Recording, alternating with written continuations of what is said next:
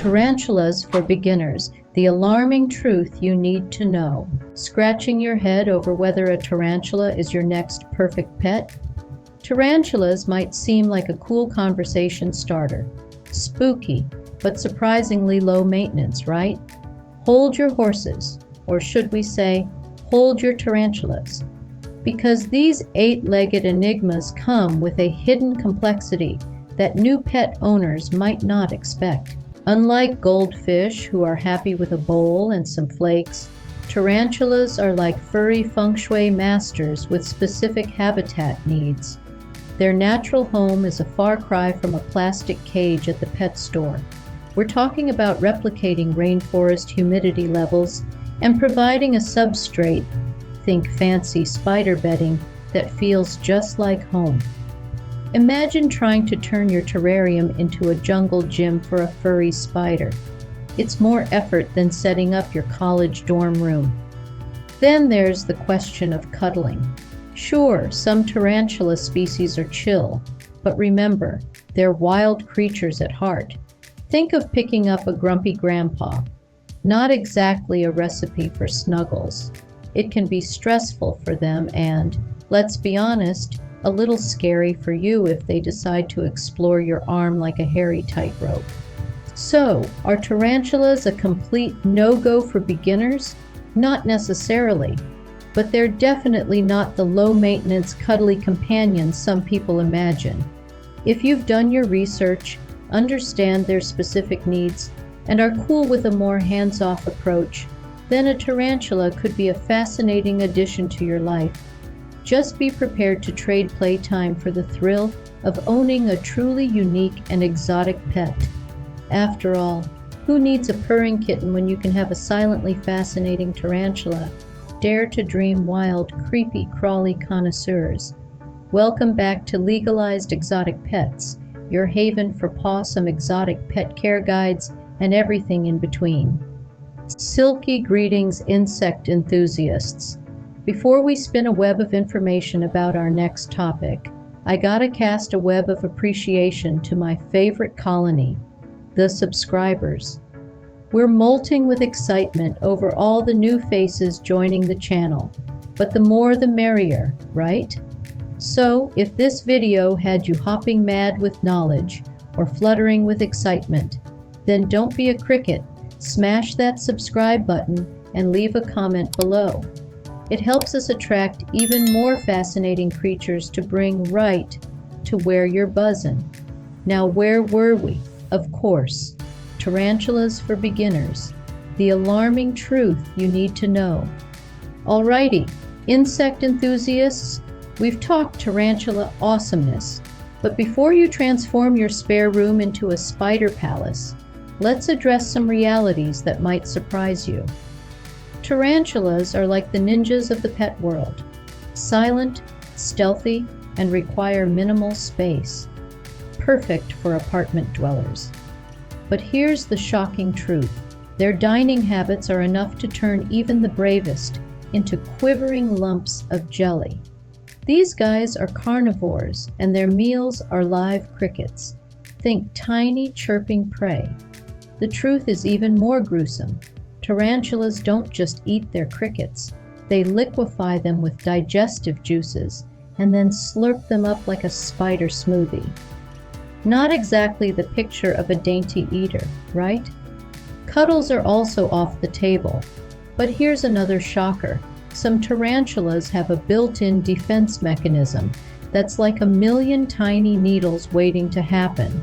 They have urticating hairs, which are basically barbed hairs they can fling off their abdomens if they feel threatened. Imagine getting a surprise case of the itchy willies. Not a fun way to bond with your pet, so handling should be kept to a minimum, and even then, with extreme caution. They may be fascinating creatures, but physical affection is definitely not their love language.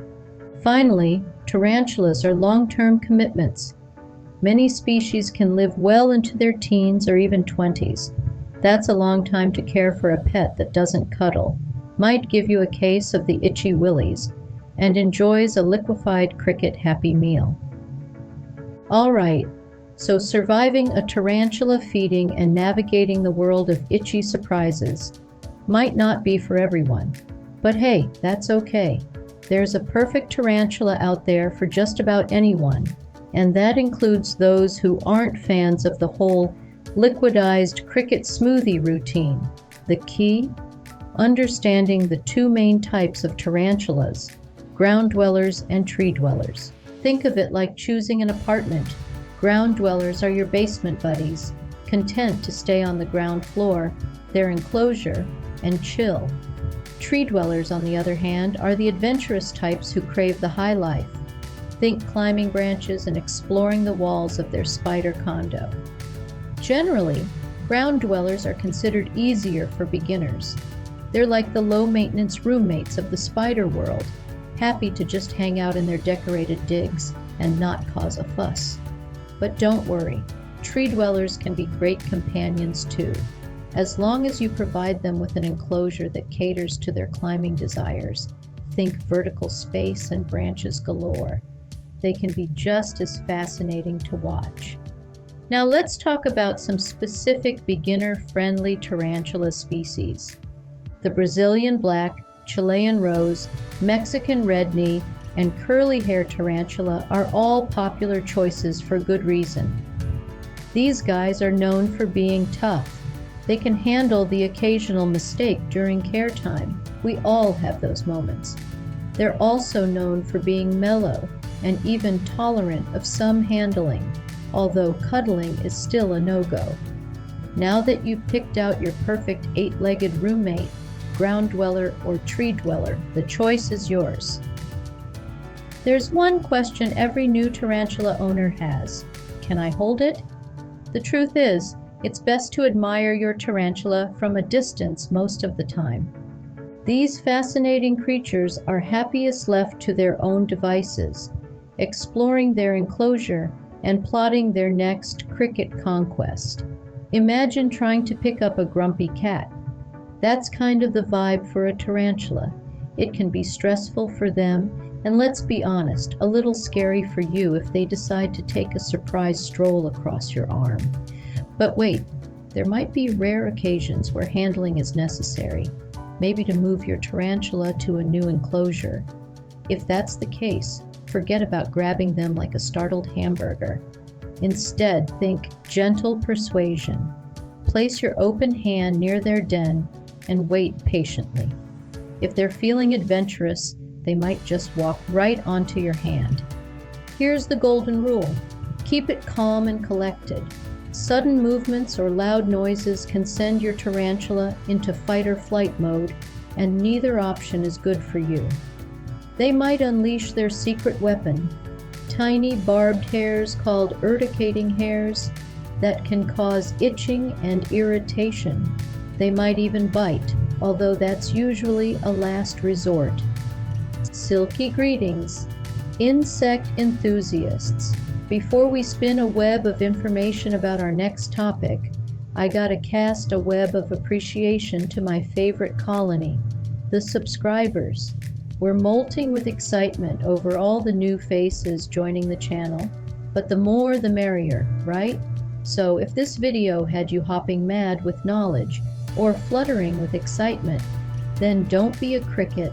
Smash that subscribe button and leave a comment below. It helps us attract even more fascinating creatures to bring right to where you're buzzing. Now, where were we? Of course, tarantula habitat and enclosure. Now that you've gotten to know your new tarantula and learned to resist the urge to turn them into a living finger puppet, it's time to create their perfect spider sanctuary. Unlike social butterflies, or should we say social moths, tarantulas are solitary creatures. Imagine a tiny apartment. That's all the space they really need, but it needs to be secure. Think escape-proof castle for your eight-legged friend, with a well-ventilated lid, because, let's face it, even the most chilled tarantula can have a Houdini moment. For ground dwellers, the enclosure should be roughly 3 times the length of their leg span and double the width. Think long and flat, like a spider-approved shoebox condo, but with ventilation, of course. The height isn't as crucial. They're not big on high ceilings. A 5-gallon aquarium is often a perfect fit. Here's a surprising fact: bigger isn't always better. A giant enclosure can make it tough for your tarantula to find its dinner. We wouldn't want any hangry spiders. Tree dwellers have slightly different needs.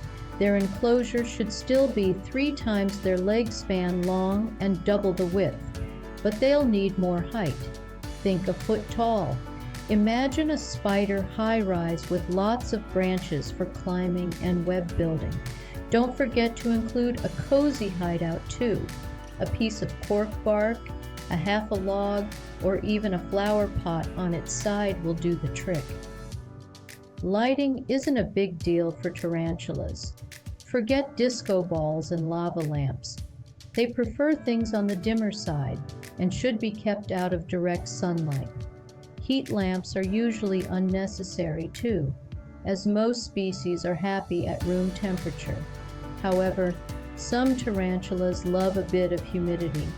Misting their enclosure daily can help recreate a rainforest feel. Finally, keep things clean. Spot clean as needed and remove any uneaten cricket snacks after a day. Nobody likes stinky leftovers. A full cleaning, complete with a substrate change, is recommended every 4 to 6 months. With a secure enclosure, the right humidity, and a clean space to call their own, your tarantula will be right at home. Now that your tarantula's spider condo is all set up, it's time to discuss the most important delivery service they'll ever know: dinner time.